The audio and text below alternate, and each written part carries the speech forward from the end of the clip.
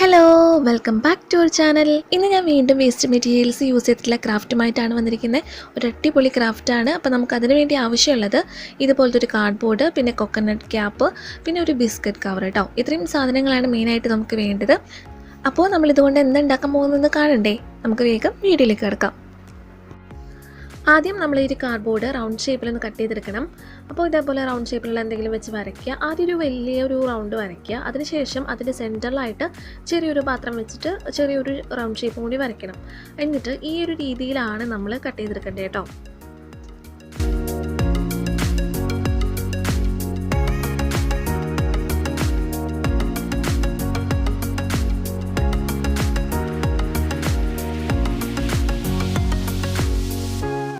ഇനി അടുത്തതായിട്ട് നമുക്കിതൊന്ന് കവർ ചെയ്തെടുക്കണം. അപ്പോൾ ഇത് കവർ ചെയ്യാനായിട്ട് പല ഓപ്ഷൻസ് ഉണ്ട്. നിങ്ങൾക്ക് വേണമെങ്കിൽ ഇതേപോലത്തെ വൂളൻ ത്രെഡ് യൂസ് ചെയ്യാം, അല്ലെങ്കിൽ പഴയ വേസ്റ്റ് ക്ലോത്ത് എന്തെങ്കിലും ഉണ്ടെങ്കിൽ അത് യൂസ് ചെയ്യാം, അല്ലെങ്കിൽ വെറും സാധാരണ നമ്മുടെ പേപ്പർ യൂസ് ചെയ്തിട്ടായാലും നമുക്കിതൊന്ന് ഭംഗിയിൽ കവർ ചെയ്തെടുക്കാം. ഞാൻ ആദ്യം വെറുതെ ഒരു ബ്ലാക്ക് പേപ്പർ യൂസ് ചെയ്തിട്ട് കവർ ചെയ്തിട്ട് അതിൻ്റെ മുകളിൽ ഗ്ലിറ്റർ ഫോം ഷീറ്റ് വെച്ചിട്ട് കവർ ചെയ്തെടുക്കാണ് കേട്ടോ. അപ്പോൾ ഗ്ലിറ്റർ ഫോം ഷീറ്റ് അതിൻ്റെ സെയിം വലുപ്പത്തിൽ കട്ട് ചെയ്തെടുത്തിരിക്കുന്നതാണ്. എന്നിട്ട് അത് ഇതിൻ്റെ മുകളിൽ ഒട്ടിച്ചു കൊടുക്കുകയാണ് ചെയ്തിരിക്കുന്നത്.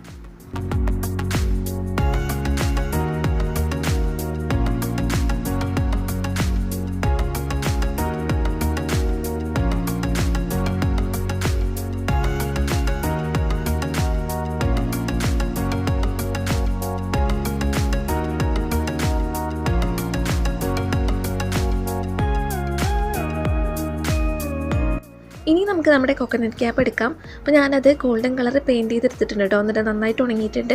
അപ്പോൾ ഇത് 3 എണ്ണമാണ് ഞാനിവിടെ ഒട്ടിച്ച് കൊടുക്കാൻ പോകുന്നത്. അപ്പോൾ ഞാൻ ഫെവി ബോണ്ടാണ് യൂസ് ചെയ്യുന്നത്.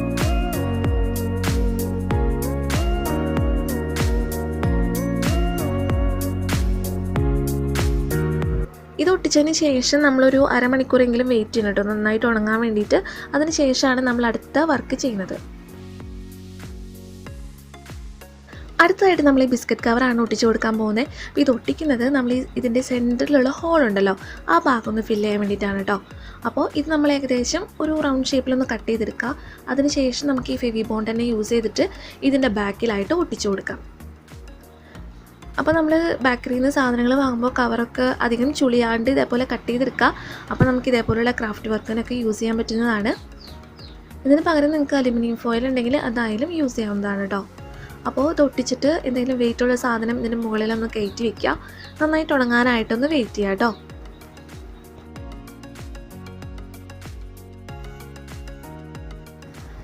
അപ്പോൾ ഇതാ നമ്മൾ ഒട്ടിച്ചു കൊടുത്തൊക്കെ നന്നായിട്ട് ഉണങ്ങിയിട്ടുണ്ട്. ഇനി അടുത്തതായിട്ട് നമുക്കിതൊന്നും കൂടി ഒന്ന് ഭംഗിയായിട്ട് എടുക്കാം.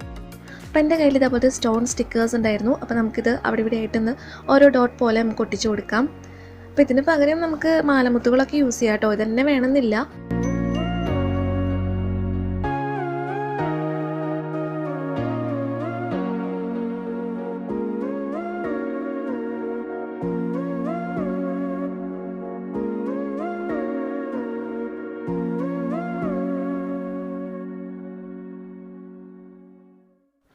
അപ്പോൾ അതാ നമ്മുടെ വർക്കെല്ലാം കംപ്ലീറ്റ് ആയിട്ടുണ്ട്.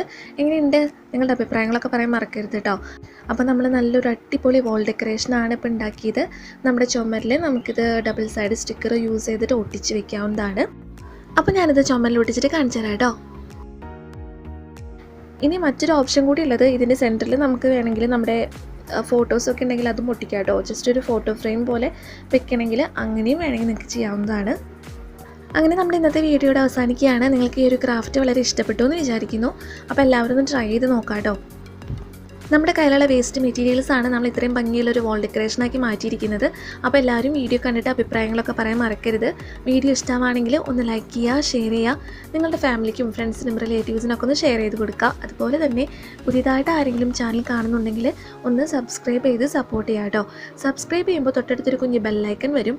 ആ ബെല്ലൈക്കൺ ക്ലിക്ക് ചെയ്തിട്ട് ഓപ്ഷൻസ് വരുന്നതിൽ ഓൾ എന്ന് പറഞ്ഞിട്ടുള്ള ഓപ്ഷൻ തന്നെ സെലക്ട് ചെയ്യാനായിട്ട് ശ്രദ്ധിക്കണം.